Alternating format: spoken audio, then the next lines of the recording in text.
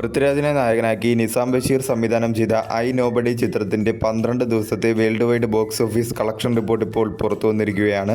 ചിത്രം 12 ദിവസം കൊണ്ട് വേൾഡ് വൈഡ് 14,94,00,000 രൂപയാണ് നേടിയത്.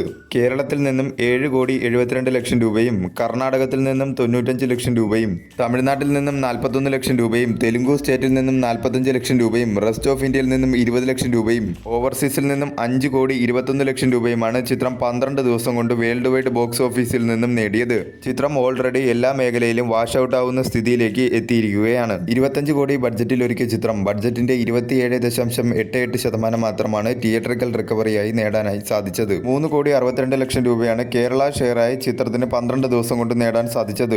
6,97,00,000 രൂപയാണ് ചിത്രത്തിന് വേൾഡ് വൈഡ് ഷെയറായി 12 ദിവസം കൊണ്ട് നേടിയത്. 2026 ഇതുവരെ റിലീസ് ചെയ്ത മലയാള ചിത്രങ്ങളിൽ വേൾഡ് വൈഡ് ഏറ്റവും കൂടുതൽ കളക്ഷൻ കിട്ടിയ ചിത്രങ്ങളുടെ കൂട്ടത്തിൽ 13ാം സ്ഥാനത്താണ് ഐ നോബഡി എന്ന ചിത്രം.